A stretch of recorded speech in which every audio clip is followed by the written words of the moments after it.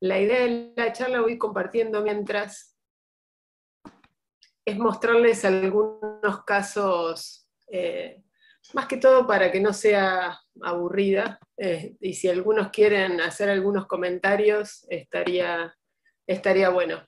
Es mostrarle un poquitito algunos casos que hemos tenido en el sanatorio. Esta presentación también la armamos porque la compartimos los pacientes con la doctora Sofía Nicoli, que es nuestra fellow de otología en el sanatorio, así que la pongo también dentro de la presentación. Bueno, un poco la clasificación para empezar o para ordenarnos. Nosotros los dividimos siempre en las complicaciones de la otitis media, y voy a hablar tanto de otitis media aguda como crónica reagudizada y sus complicaciones. Son las extracraneales o intratemporales, que son las más frecuentes, dentro de que no son tan frecuentes hoy en día estas complicaciones. Y las intracraneales, que ya cuando estamos en este punto de complicaciones, tenemos potencialidad de muerte, entonces ya tenemos que hablar de una gravedad mayor, de complicaciones que sí o sí tenemos que mirar de una mirada interdisciplinaria. La primera de todos es la mastoiditis, ¿sí? Que quieran que no, es la más frecuente de ver, y este es el típico gordito, ¿sí? Que viene con, a ver si, ahí está, con la orejita despegada de la cabeza, ¿sí? Con llanto, con fiebre, y que los papás ya lo traen desde su pediatra, o ya vieron que tiene la tumefacción retroauricular, ¿sí? Generalmente viene acompañado de fiebre y este dolor y tumefacción retroauricular. Este es el chiquito, y lo primero que vemos cuando hacemos la otoscopía es una membrana timpánica bombada, enrojecida, es una OMA ya complicada con la mastoiditis. El gol estándar para hacer el seguimiento es la tomografía computada, y en este caso vemos un chiquito que tiene las dos mastoides veladas, todos los senos paranasales velados, ¿sí? Una otitis media aguda recurrente, y en este caso vemos acá la cortical dehiscente y las partes blandas, como ven en comparación con el lado izquierdo, ensanchado y la orejita despegada. En estos casos, si les voy a mostrar un cuadro que me parece súper didáctico, ¿sí? Que lo sacamos de un artículo del Journal de Brasil, de unos médicos polacos, que me parece muy claro, y es lo que nosotros hacemos como protocolo de mastoiditis aguda, que cuando no tenemos una mastoiditis aguda complicada y no tenemos otorrea, ¿sí? Vamos a siempre internar a nuestro paciente, antibióticos endovenosos, una paracentesis, ¿sí? Y esperar la evolución 24 o 48 horas. Si en estos casos el paciente evoluciona, ese va a ser el tratamiento a seguir. O sea, no vamos a ir más allá que el tratamiento médico. Este chiquito, por ejemplo, a las 24 horas hizo otorrea, así que ya no necesitamos hacer la paracentesis, y con los antibióticos endovenosos mejoró a las 24 horas. Por lo cual queda aquí el tratamiento médico. ¿Qué pasa cuando tenemos una mastoiditis aguda complicada con un absceso subperióstico? En estos casos, aparte de la antibioticoterapia endovenosa, vamos a hacer la mastoidectomía. Y los casos de otitis media aguda que evolucionan mal a las 48 horas, también van a ir a la mastoidectomía. Si sospechamos la complicación intracraneal, intratemporal, hacemos imágenes. Si son negativas, vamos a ir para el lado de lo no complicado y el tratamiento médico, y si es positiva, a la mastoidectomía. Me parece un buen protocolo como para tenerlo en cuenta en el caso de mastoiditis aguda, en el curso de una otitis media aguda, ¿sí? Este es otro chiquito para comparar, también un chiquito de 2 años con otitis supurada de oído izquierdo y tumefacción retroauricular izquierda. Este caso nos lo comentó una de nuestras residentes del interior, que le llegó a su hospital después de varios días de internación y medicación endovenosa con una mastoiditis que no resuelve. Fíjense que a diferencia de la tomografía anterior, en esta mastoides no hay celdillas, en este oído medio no hay estructuras, no hay osículos, y acá tienen la apertura de la cortical con el aumento de las partes blandas y la orejita desplazada. Desde ya es una mastoiditis aguda, pero nosotros ya estamos pensando en operarlo, y este chiquito, y por eso también me parece que está bueno el caso, era un chiquito que había que operarlo inmediatamente, porque venía ya de muchos días de evolución, sin resolución, y lo que les pedí a los chicos, porque no podían viajar en plena pandemia, yo no podía viajar, es que le hicieran por lo menos el fresado de la cortical, que le iban a salvar la vida. Y eso fue lo que se realizó. Ellos le hicieron la mastoidectomía simple, descomprimieron, este nenito se pudo ir de alta y al mes siguiente lo pudieron derivar al sanatorio para que nosotros lo veamos. Este es el video del chiquito cuando llegó al sanatorio y lo operamos. ¿Sí? Esta es la cavidad que habían hecho los chicos en el Hospital del Interior, parte del colesteatoma residual que había quedado, ¿sí? Y lo que hicimos fue abrir la mastoidectomía, ¿sí? Fíjense que está con una cápsula que tratamos de ir despegando con esa maniobra con la palita de Rosen para no dejar epidermis. Ya iba a ir obviamente una radical, no tenía osículos, no tenía ningún sentido hacer otro tipo de cirugía, y empezar a ver que no tengamos otra complicación, ¿sí? En un chiquito de 2 años con un colesteatoma y una mastoiditis, y rápidamente nosotros no hacemos algún tipo de intervención, podemos empezar a tener complicaciones más severas y potencialidad de muerte. Esta es una maniobra delicada con un algodoncito con adrenalina para ir viendo y levantando la matriz del colesteatoma del semicircular externo. Ya sabíamos que no había osículos, así que lo que hicimos fue ir despegando acá, agrandando el ángulo de Chitelli, ¿sí? Acá tenemos el seno, acá tenemos la dura madre, este es un oído izquierdo, ¿sí? Despegando acá de la segunda porción y viendo que no esté dehiscente, ¿sí?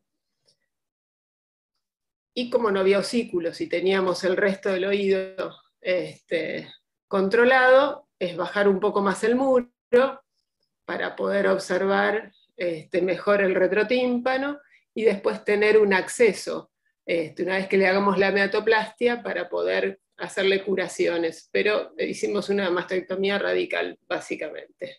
¿Sí? Si bien son 2 casos de mastoiditis en nene chiquito, la resolución es totalmente distinta, el origen es totalmente distinto y lo tenemos que contemplar a la hora de pensar en su tratamiento. ¿Sí?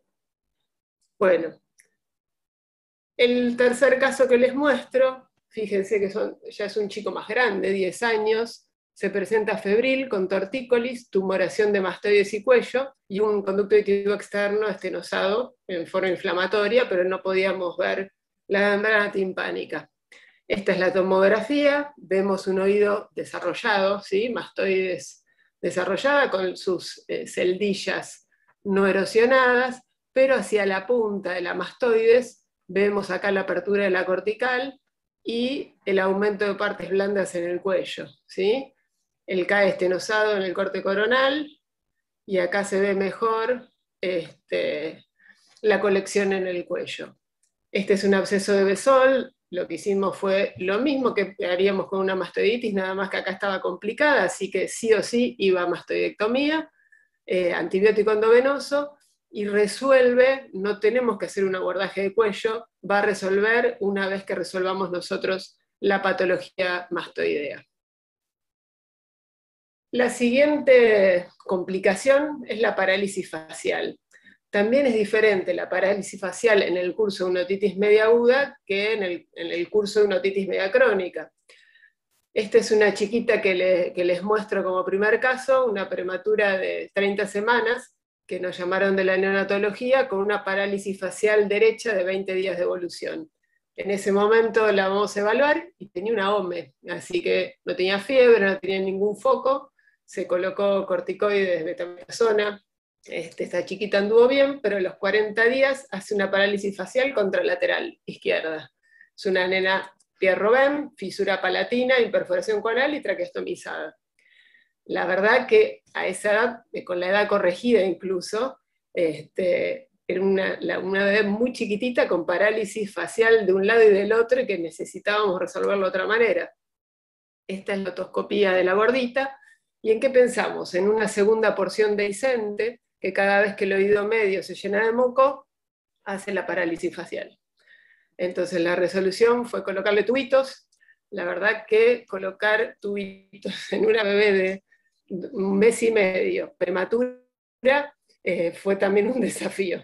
Un conducto muy pequeñito, solo se pudo colocar estos tubitos de silicona de menos de 1 milímetro, pero anduvo fantástica y no volvió a progresar su parálisis. Diferente de esto es el caso 2, que es una otitis media crónica supurada, que ya nos viene a la consulta con parálisis facial e hipoacusia derecha, ¿sí? Esta es la tomografía de nuestro paciente, fíjense la diferencia entre las dos mastoides, que le desapareció la pared posterior. ¿Sí? Acá se ve mejor, la ocupación, las celdillas también estaban ausentes, y ahí no sabíamos si estaba entre la tercera porción y el semicircular, no sabíamos si estaba dehiscente.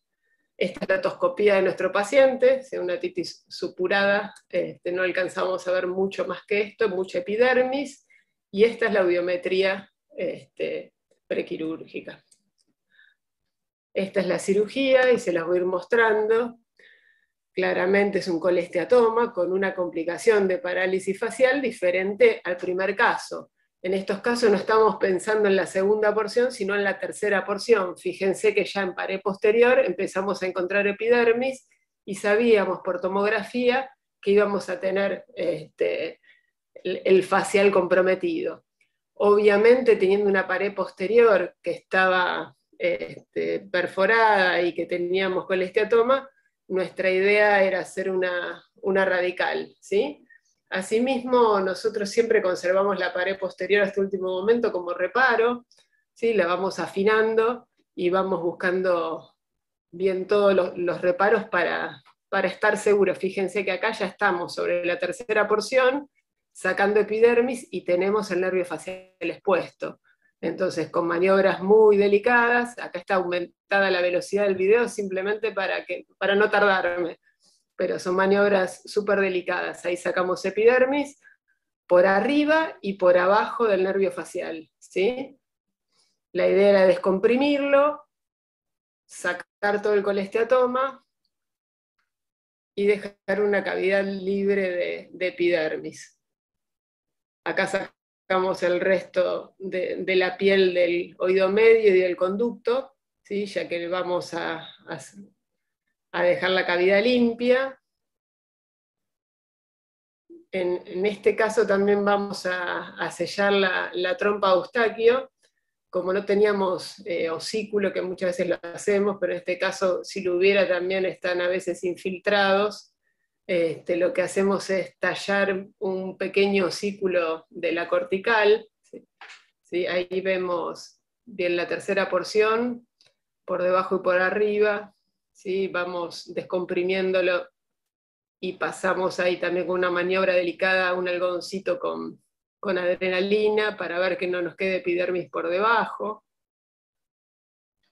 ¿sí? Tratando de no lastimarlo. Generalmente estos faciales que tienen epidermis alrededor ya están como paquidérmicos, ¿sí? No es que los lesionamos. Este es el osículo que tallamos, ¿sí? Lo colocamos dentro de la trompa, fresamos encima y pusimos un poco de paté óseo que teníamos. Y para el facial, la fascia que habíamos cosechado de músculo temporal, la vamos a poner por arriba y por abajo, cubriendo la tercera porción, ¿sí? Bueno. La otra complicación que tenemos de la otitis media es la fístula laberíntica y la laberintitis. También les voy a mostrar un caso. Este es nuestro paciente, un paciente masculino de 36 años, con cavidad radical del oído izquierdo hace 10 años, limpia y seca, y está internado por vértigo, y refería otorrea e hipoacusia del oído derecho, ¿sí? Y cuando lo vimos tenía una perforación timpánica central con muy poquito epidermis apical. No parecía un oído súper complicado. Y cuando lo vemos, tenía un Dix-Hallpip positivo a derecha, y la verdad que lo primero que pensamos es que tenía asociado un BPPV. ¿sí? Esa es la realidad. Por eso también les mostramos el caso tal cual lo pensamos. A veces vemos un paciente cada 10 minutos y no reparamos en algunas cosas. Vemos la tomografía de esta manera, acá la cavidad radical, acá el oído con velamiento, vimos que había epidermis en ese oído crónico y la idea era operarlo. Así que lo fuimos a operar, pero no reparamos en esto, que en realidad hay que hacer, los muestro, ¿sí?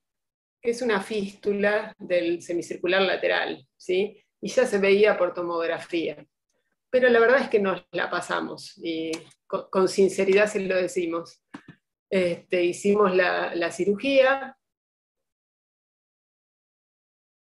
Este paciente tenía una mastoides poco ebúrnea, ¿sí? Poco ventilada, muy pequeñita. Ahí vemos ya la epidermis en el antro. Cuando sacamos la cápsula del colesteatoma ya veíamos erosión del tegmen y la dura madre bien paquidérmica de reacción por el colesteatoma, ¿sí? Agrandamos un poco la mastoidectomía, afinamos la pared posterior, empezamos a ver el semicircular externo. Acá ya veíamos que teníamos más colesteatoma, así que se hace la ticotomía transcortical. Vimos que también estaba presente alguno de los osículos, que estaba la cadena desarticulada, se mueve mucho. Ahí vemos el yunque, que está móvil, que está desarticulado, o sea que no veíamos que estuviera articulado para desarticularlo el estribo, lo sacamos, ¿sí? Ahí se ve erosionado. Y el martillo sin su cabeza también, ahí lo vemos. ¿Sí? Amputada la cabeza del martillo, sacamos el resto del colesteatoma y empezamos a levantar la matriz. Y esto es por no haber visto la tomografía, y por eso se los muestro. No vimos la fístula, ¿sí? Cuando me di cuenta que estaba sobre la fístula, claramente lo que hicimos fue volver a poner la matriz, ¿sí? Tratar de no tocar mucho y hacer una radical. Ya lo habíamos hecho, pero la idea es no haber levantado la matriz, hacerla radical y pensar que si teníamos una fístula grande, íbamos a radicalizarlo, haber dejado la matriz, ¿sí? Pero lo hecho ya estaba, ya estaba hecho. Afinamos el muro, bajamos el facial a un nivel de que podamos controlar después esa mastectomía y cubrimos, una vez que le sacamos la matriz, con fascia la fístula. Le colocamos sobre la fascia un poquito de Surgicel, espongostanes y dejamos una mastectomía radical. Y bueno, obviamente después que nos pasan estas cosas, analizamos nuestro paciente, primero cortamos clavos porque el paciente empezó con vértigo, con nistagmo horizontal izquierda, bien típico de una perceptivización, ¿sí? Empezamos con corticoides a dosis inflamatoria, ondansetron, ceftriaxona, y a las 96 horas pudimos dar el posoperatorio, el alta al paciente, porque estaba mucho mejor, ya sin vértigo, y tuvimos la suerte, ¿sí? De aparte de su mejoría sintomática del vértigo, mantener las óseas que teníamos prequirúrgicas. De hecho, este sigue siendo su mejor oído. Este paciente con cavidades radicales bilaterales hoy está en plan de dispositivo de conducción ósea activo. Hicimos una revisión bibliográfica después de esto. Les muestro algunos de los trabajos más significativos para nosotros. Este es un trabajo de Sana del 2013, con un N interesante de casi 100 pacientes, y este es un review de Carolina del Norte, donde toman casi 13.000 pacientes, y lo que observan todos es que la incidencia de fístula laberíntica puede variar entre 2,5 y 20% en colesteatomas, en oídos crónicos con colesteatoma, y que el canal semicircular lateral es el más afectado. Este mismo artículo de Sana lo que nos muestra es también el tamaño y la profundidad de la fístula. Fístulas menores a 2 milímetros son pequeñas fístulas, mayores a 2 milímetros son fístulas grandes, y en la profundidad ver si solamente es el periósteo, si es el endósteo, si es la membrana, y de acuerdo a esa profundidad y al tamaño, es la manera de manejar la fístula. En fístulas pequeñas, que solo la parte ósea está comprometido, él saca la matriz y coloca polvo óseo. En algunos prefiere dejar la matriz y que se le haga el colesteatoma residual y sacarlo en un segundo tiempo, y en otros coloca también fascia, ¿sí?, por debajo y polvo óseo. Solo en fístulas grandes no saca la matriz y deja radicalizado el oído. Entonces, ¿cuándo dejar la matriz del colesteatoma? Obviamente si vamos a hacer un canal gold down, ¿sí?, y tiene que ver con pacientes con múltiples fístulas, con colesteatoma retrotímpano, que no podamos llegar a estar seguros de que sacamos todo el cole, en una cavidad mastoidea pequeña, porque no nos va a cambiar mucho, en un paciente con oído único o en personas mayores o mal estado general. Y el último trabajo que vimos en esta revisión bibliográfica son los factores que repercuten en la audición de un oído con fístula laberíntico. Este es un trabajo japonés, el de 2013, también con pacientes de 47 pacientes en total, donde marcan como gol estándar la tomografía para identificar las fístulas, ¿sí?, se ven en todas las tomografías, y utiliza la clasificación de Dönhofer en tipo 1, 2 y 3. La 1 es con la erosión mínima ósea del laberinto, la tipo 2 con el endostio abierto, el tipo 2A sin fístula perilinfática, y el tipo 2B con fístula perilinfática, y la fístula de tipo 3 ya abierta la fístula perilinfática. En los resultados que vio este trabajo, habla de que los umbrales óseos tienen una diferencia significativa según el tamaño de la fístula. En las fístulas pequeñas se puede conservar la audición casi en su totalidad, mientras que en las fístulas grandes tenemos un 71% de posibilidades de baja en la vía ósea. Y no hay cambios auditivos con respecto a remover o no la matriz del colesteatoma en las fístulas pequeñas. En las grandes podemos llegar a tener también una perceptivización de nuestro paciente. Bueno, la que nos queda dentro de las complicaciones intratemporales es la petrositis, el síndrome de Gradenigo. Yo siempre digo que el síndrome de Gradenigo me la acuerdo porque es pregunta de examen de residencia, es pregunta de examen. Yo la verdad es que no vi síndrome de Gradenigo. Y son los pacientes que nos llegan con un dolor retroauricular por la irritación de la rama oftálmica del quinto par, una parálisis del sexto par y la diplopía, y lotalgia y lotorrea. ¿Cuál es la característica? Esto ya no lo vamos a ver en niños pequeños, pues tiene que haber una mastoides bien desarrollada con una punta de peñasco bien desarrollada. Entonces podemos llegar a tener una complicación de la otitis media aguda, ¿sí?, con una colección en la punta de peñasco, y acá es donde se nos afectan el sexto y el quinto par, ¿sí?, o un colesteatoma que llegue también hasta punta de peñasco. En ambos casos hay que hacer un drenaje de la mastoides y siempre va a ser quirúrgico, aparte de los antibióticos endovenosos. Claramente, con respecto a los antibióticos endovenosos, no es lo mismo los gérmenes en otitis media aguda que en otitis media crónica, ¿sí? Un detalle a saber, que si bien siempre comprometemos al infectólogo en estos casos, no es lo mismo pensar en Haemophilus pneumococo que en Pseudomonas. Bueno, dentro de las complicaciones extracraneales, la meningitis es la más frecuente de todas. Les voy a mostrar un caso.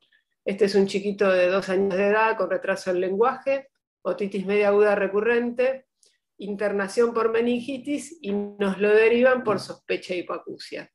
Claramente lo que uno piensa es que después de una meningitis podemos tener rápidamente una osificación coclear y vamos a buscar las imágenes. Y acá tenemos las imágenes de este chiquito, y empezamos a ver un oído derecho con una hipoplasia coclear sin nervio, y en el oído izquierdo una partición incompleta. Tenemos una basal de la cóclea normal, en cambio la media y la apical fusionadas, un laberinto comunicado con la porción anterior, y lo que tenemos también es la comunicación amplia con el conducto auditivo interno, ¿sí? Entonces acá ojo, porque tenemos el espacio subaracnoideo y el oído interno comunicados por defectos de la partición del hueso en el fondo del conducto auditivo interno, ¿sí? Y lo que tenemos que pensar es que este chiquito, cada vez que haga una otitis media aguda, puede hacer una meningitis, que obviamente este tipo de infecciones pueden ser potencialmente mortales, como dijimos hace un ratito. En estos casos, más allá de darle la posibilidad a este niño de escuchar, y le pusimos un implante, tuvimos un Geiger intraquirúrgico que lo estábamos esperando, entonces hicimos una timpanotomía posterior amplia. Cuando abrimos la ventana y nos llegó el tsunami de líquido cefalorraquídeo, ¿cómo disminuimos la presión? Posicionamos al paciente de la cabecera, le agregamos diuréticos y el catéter lumbar, ¿sí? Una vez que disminuyó la presión de líquido, colocamos el array de electrodos, que muchas veces se nos viene para atrás, se nos puso un electrodo recto, se nos venía para atrás por la presión del líquido, así que fue sellado con fascia y músculo y se obliteró todo el oído medio. En estos casos, más allá de que la cirugía para colocar el implante es para darle audición a este niño, es importantísimo sellar el oído medio como para no permitir que vuelva a ser una otitis con meningitis a posterior. Tuvimos una craneolicorraquia postoperatoria, muy poquito débito, pero seguía con gotitas de líquido cefalorraquídeo por nariz, así que más allá de la extracción endovenosa postoperatorio, le dejamos el catéter lumbar y le íbamos haciendo extracciones de 20 milímetros de líquido cefalorraquídeo cada 8 horas. Al tercer día dejó de dar débito y es cuando se pegotean las meninges, ¿sí? Eso es lo que nos permite terminar de sellar la fístula. Bueno, trombosis del seno lateral es otra de las complicaciones que podemos tener en el transcurso tanto de las mastoiditis agudas por una complicación de otitis media aguda o en el transcurso de un colesteatoma complicado. ¿Qué vamos a tener en estos pacientes? Otalgia, ¿sí? Ustedes saben que el colesteatoma generalmente no da otalgia, la OMA sí, pero el colesteatoma generalmente no. La cefalea, que es un signo bastante interesante para tenerlo presente como una alarma. La fiebre elevada, algunos pacientes pueden comenzar con diplopía, con vértigo, con vómitos, con papiledema, con dolor de punta de mastoides, con cervicalgia. Y en estos casos tenemos que pensar que una otitis media aguda o crónica puede, por estos dos mecanismos, formar un trombo, ¿sí? En el seno lateral. Por erosión del hueso que cubre el seno, se inflaman las paredes externas e internas del seno, o por extensión tromboembólica de las venas emisarias. Entonces tenemos que pensar que esto puede ser una complicación en el caso que tengamos un paciente con dolor retroauricular, fiebre elevada, ¿sí? Y estos síntomas, signos que recién les contaba. Lo que vamos a pedir es imágenes. Fíjense, esta es una tomografía donde ya empezamos a ver un seno lateral que está alterado.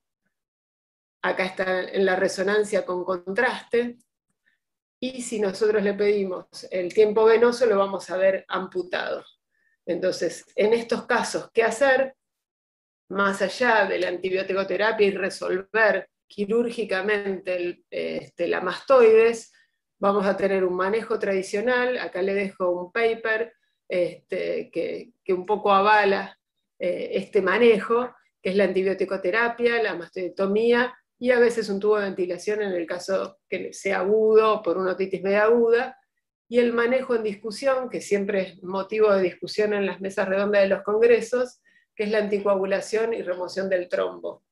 La verdad es que nosotros no lo hacemos, pero muchas veces hay quien pincha y ve con una aguja y una jeringa si sale sangre, se abre el seno, y se remueve el trombo, pero no ha dado en la literatura, no tenemos una evidencia que esto mejore el tránsito sanguíneo del seno lateral.